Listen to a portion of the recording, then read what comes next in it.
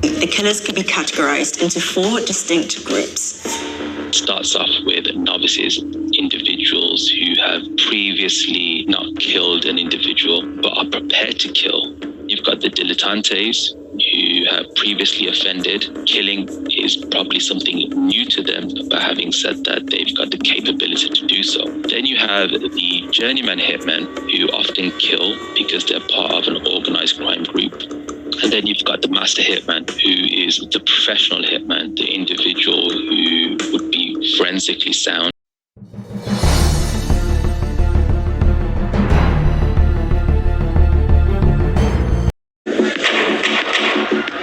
Hitmen are real. People being paid for violence is absolutely real. It does happen. You want to go to her funeral and spit in the gas? So you want to see her dead? Is that what you're saying? I will be happiest when this woman is dead and buried and 6 feet under.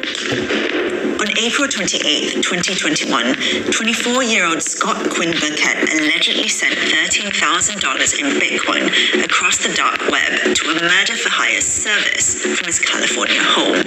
It seemed a reasonable price for a reliable hitman. Burkett had met a woman online in October 2020. They'd been on a few dates when she'd broken their brief romance off after his sexually aggressive behavior. When client and assassin met, they discussed terms. Burkett wanted a photo of the woman's distinctive tattoo as proof, while the latter wanted an extra $1,000.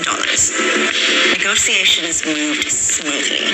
Details weren't that important as long as the job got done. Some hitmen would provide detailed information about the activities they would perform. So whether you want someone to be kidnapped, whether you want their house to be burned to the ground, whether you want an assault, versus others that were just, tell me who you want me to kill and I'll do it. But the meat wasn't quite what it seemed. In late May, Burkett was arrested at his Beverly Hills home. The supposed hitman was an undercover FBI agent who played their part to perfection. If convicted on murder-to-hire charges, Burkett faces up to 10 years in prison.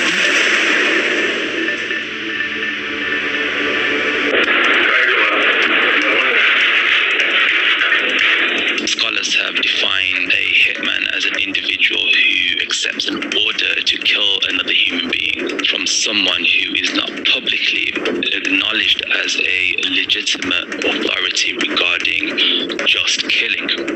For as long as money has existed, there have been plenty of people willing to kill for it. Contract killing is one of the world's oldest professions. After all, organized crime wouldn't get very far without the muscle to intimidate or settle scores. People might hire a killer for all sorts of reasons. They might want to assassinate a political rival, get an insurance payout, or just out of old-fashioned hatred and abuse. I want him more than hurt. Because if he gets hurt, it's not enough. You're not understand. You want him dead. It exists for those too squeamish to get their hands dirty themselves. It seems to be individuals who are either in relationships to where they want out, or they are seeking vengeance against a former partner or someone who they feel has done them wrong. Beyond that, we don't really know who is paying hitmen services, but the number of sites that are out there would suggest it must be worth the time if the vendor is willing to pay for the site and maintain it.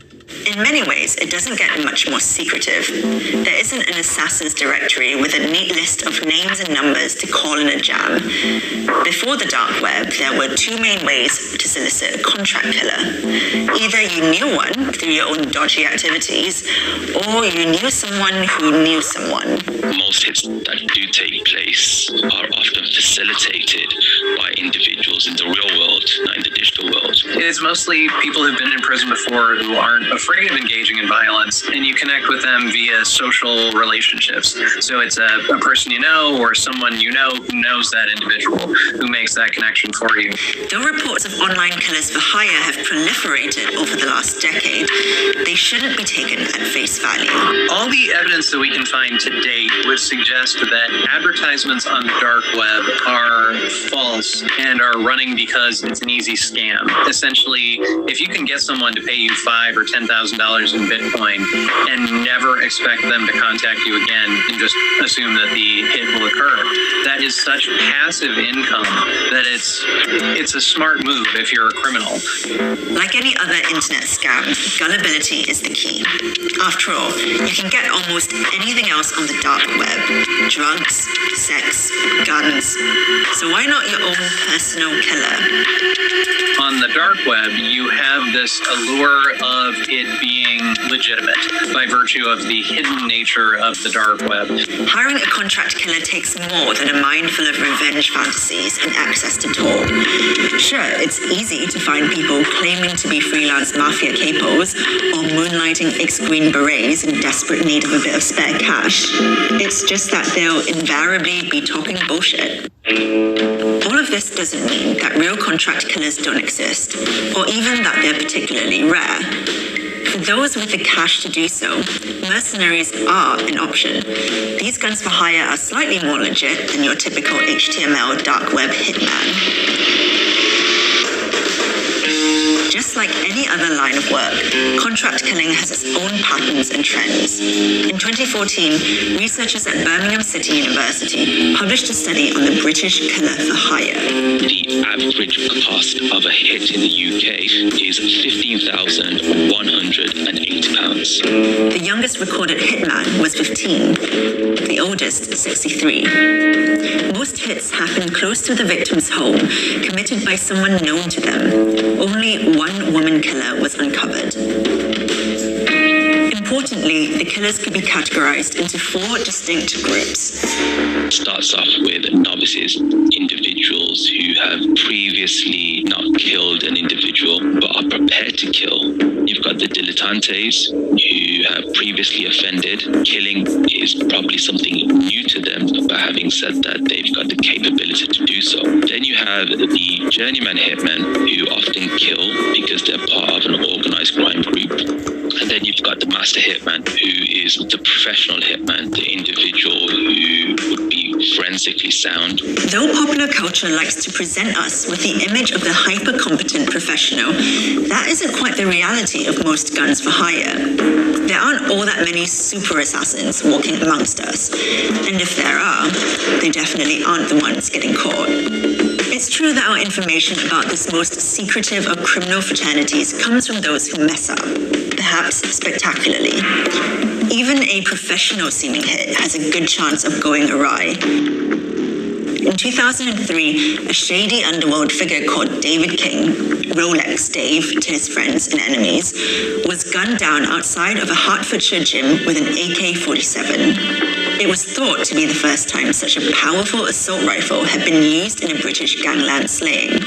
Though the gun suggested a degree of financial muscle and organization, the gunman was still caught after a plastic glove covered in prints was left in a getaway car. Crime doesn't pay. All that risk and minimal reward, days, weeks, months of painstaking planning and paranoia for an average fee that doesn't even top 20K. It isn't a glamorous profession.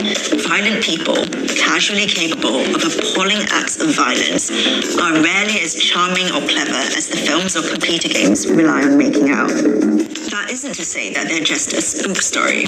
With the right contacts, perhaps it wouldn't take all that long to find a killer the old-fashioned way, through word of mouth or clandestine underworld networks. But if you're thinking about taking that search online, there's an overwhelming chance you're talking to a scammer or undercover law enforcement.